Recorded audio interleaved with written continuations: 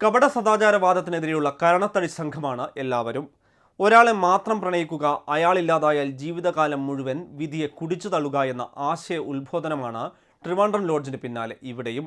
നിന്നെ വലിച്ചെന്റെ കട്ടിലേക്കിടാൻ വളരെ എളുപ്പമാണ് ധ്വനി, പക്ഷേ ചെയ്യാതിരിക്കാനാണ് ബുദ്ധിമുട്ട്.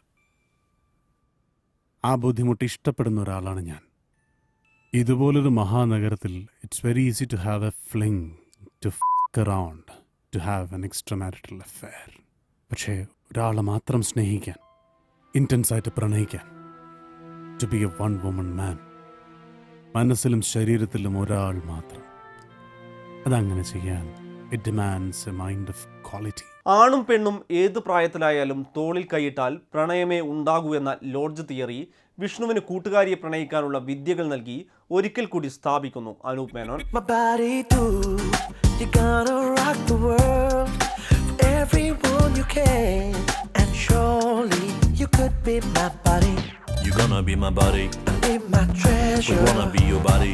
That's a pleasure. Make everyone a buddy. So cool and amazing. You could be my buddy. പ്രണയത്തിനും ലൈംഗികതയ്ക്കുമപ്പുറം ആൺപെൺ സൗഹൃദങ്ങൾ സാധ്യമാണെന്ന നിലപാട് ആവർത്തിക്കുന്ന നടനിൽ നിന്ന് തന്നെ ഈ തിരുത്തു കേൾക്കേണ്ടി വരുമ്പോഴാണ് ദഹിക്കാതാകുന്നത്. മലയാള മറുഭാഷാ സിനിമകളിലെ ക്ലീഷേകളെ അടിവേരറുത്ത് പരിഹസിച്ച് അതേ ക്ലീഷേകളിൽ തലകുത്തി മറിയുന്നുണ്ട് ബഡ്ഡി. സ്ലോ മോഷനിൽ ബിഗ് ബിയും സാഗർ ഇലിയാസ് ജാക്കിയും കളി,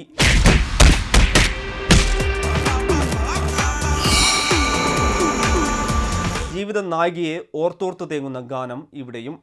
ലോഡ്ജിൽ ഭാവനയും ഹോട്ടലിൽ കനിയുമായിരുന്നുവെങ്കിൽ ബഡ്ഡിയിലെത്തുമ്പോൾ ഹണി റോസാണ്.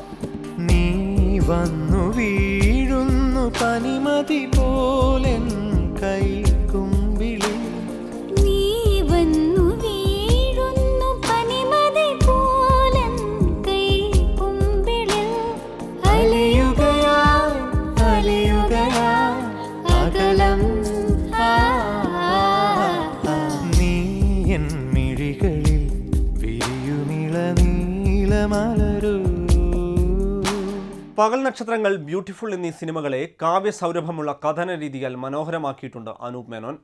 ബഡ്ഡിയുടെ തിരക്കഥയിൽ പങ്കാളിത്തമില്ലെങ്കിലും അനൂപ് മേനോൻ ഇടപെടുന്ന സിനിമകളിലുള്ള പ്രതീക്ഷയുടെ അളവ് കുറയുന്നുണ്ട് തരം നോക്കാത്ത ഈ തെരഞ്ഞെടുപ്പുകളിൽ. അശ്ലീല അർമാദങ്ങൾക്കപ്പുറത്ത് സാധ്യമാകുന്ന നല്ല സിനിമകളുടെ മുഖവും മുഖവുരയുമാകണം തിരക്കഥാകൃത്തും നടനുമായ അനൂപ് മേനോൻ എന്നത് വ്യക്തിപരമായ ആഗ്രഹം കൂടിയാണ്.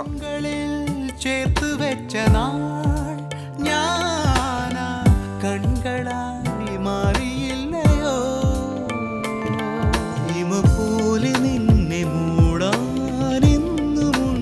ഞാൻ, തണലുള്ളതൊന്ന് കാണാനേറെ വൈകി ഞാൻ, നിന്റെ ചങ്ങാത്തം കൂടി ഞാൻ നേടിയൻ യൗവനം. ബാലചന്ദ്ര മേനോൻ 5 വർഷത്തിന് ശേഷം സ്വതസിദ്ധ ശൈലിയുടെ സകല സൗന്ദര്യങ്ങളുമായി തിരികെ എത്തിയെങ്കിലും കഥയുടെ കരുത്തില്ലായ്മയിൽ കാഴ്ചക്കാരനാകേണ്ടി വന്നു.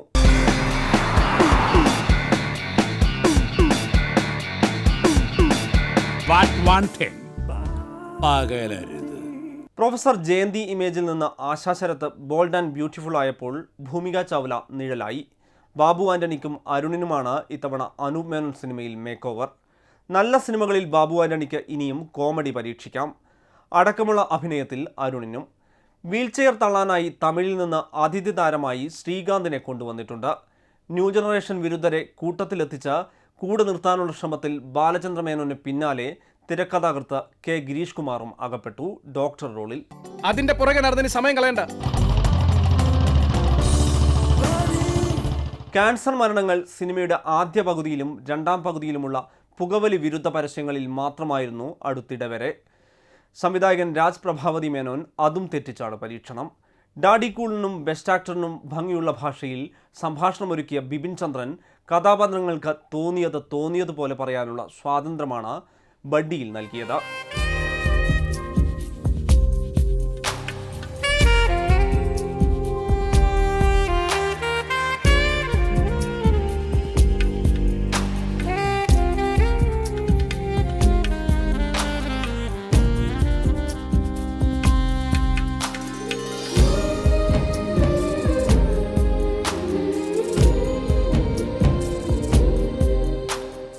കൃത്രിമ ബീജസങ്കലന കഥ വൈകാരികമായി ദശരഥവും വികാരരഹിതമായി ലക്കി സ്റ്റാറും പറഞ്ഞിട്ടുണ്ട് നേരത്തെ.